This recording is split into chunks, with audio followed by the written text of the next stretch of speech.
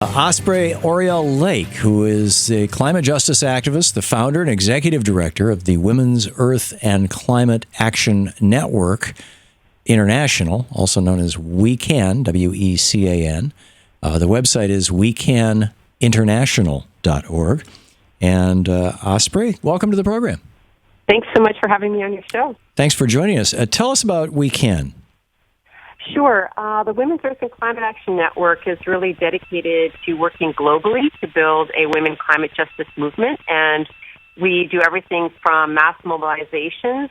We just had a big mobilization with over 50 countries engaged this September advocating for climate justice, and we also do trainings both online and on the ground to educate women about climate change, but also actions that they can take.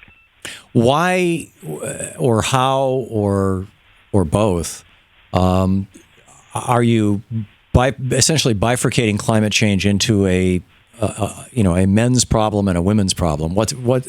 How does climate change disproportionately impact women? Why a specific women's movement about climate change?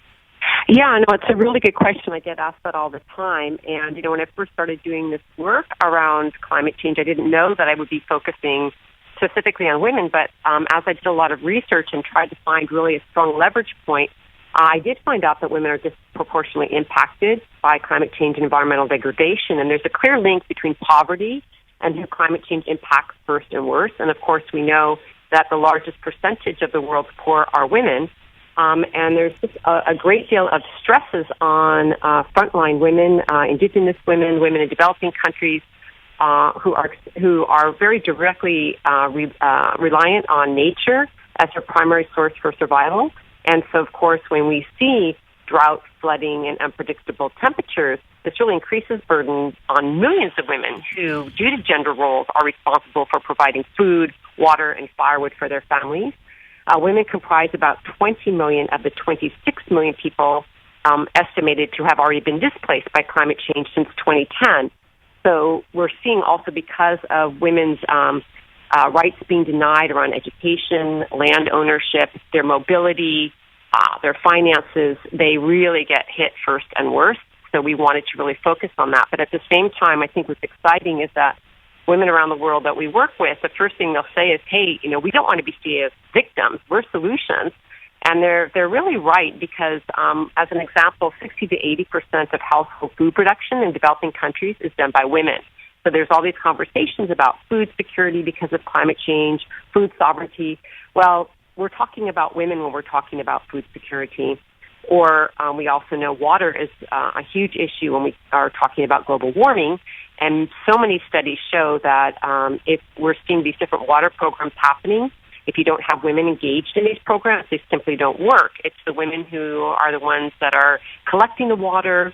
They hold the local water knowledge, so you really need to engage them. And then sort of looking more to the global north, about 80% of all the purchasing power in North America is decided by women. So we're really looking at how do we advocate to utilize that power of the purse, if you will, to demand clean energy, to tackle overconsumption. And so we're seeing, again, there's a lot of positive results around working with women that we really want to take advantage of and understand that these issues are different. And one of the things we're going to be doing coming up in Paris at the climate negotiation is really advocating for gender-responsive climate policies because, again, of these impacts surrounding women and how they're being more disproportionately impacted, but also because they're central to solutions. Yeah.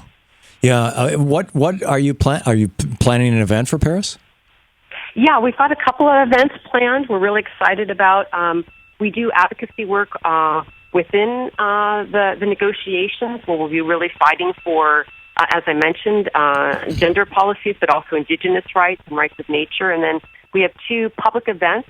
On December 7th, we're putting on an event called Women Leading Solutions on the Front Lines of Climate Change, where we'll be talking about a lot of really important work. As an example, we often see, climate change as a very large-scale problem, which it is, and so solutions are often discussed in terms of these big, sweeping measures and top-down initiatives.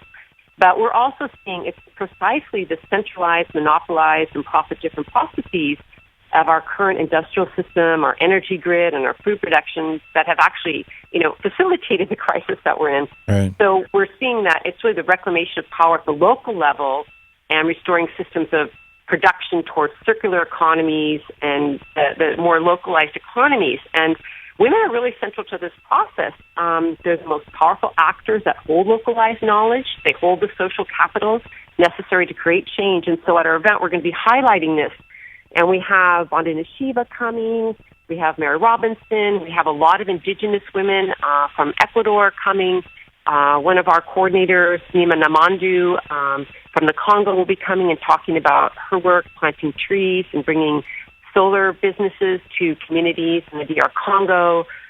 We have women talking about fracking. We talked about Jackie Patterson will be coming to talk from the NAACP around race issues and the intersectionality between environmental racism and issues of climate change. So just an amazing array of women will be talking about both the impacts but also solutions that women are offering. And then the second event we're co-hosting is on the international rights of nature. And it's a tribunal that will be demonstrating other legal frameworks about how we could be living in harmony with nature using a rights of nature perspective. There's a kind of a fundamental clash of worldviews that some would I have argued, actually in a book, Last Hours of Ancient Sunlight, I argued is driving our climate crisis. And that's that there was a time when, and there are still societies that do, who viewed this planet as basically feminine, Mother Earth, as the giver of life, as the source of life, as something that we came from, we go back to, we're interacting with. And then there's the Cartesian worldview that the Earth is just a machine, it's just a dead machine. And the various industries that you were talking about in the Industrial Revolution and financialization and extraction and all, these are they're very comfortable in the mold or the frame of patriarchy, hierarchy, all that kind of thing, and viewing the Earth as a dead machine. How is this even a discussion that you think should be had, and if so, how? How do we resacralize the Earth? How do we refeminize the Earth and do it in a way that's acceptable to men as well as women, and change this conversation away from a Cartesian conversation? Or am I not making any sense at all here? Oh no, absolutely. I couldn't agree more. I mean, it's the whole foundation of the work that we do is to really understand that we need to remove ourselves from this capitalistic, patriarchal, colonial-minded, imperialistic point of view that is, not only destroying the Earth. There's a direct link between violence against the Earth and violence against women. Yep. And we can go so far as to say it also is linked to a lot of these extremist wars that we're seeing as well. The fact is when you empower women and bring them into conversations around peace, it improves the possibility by 24% that violence will stop.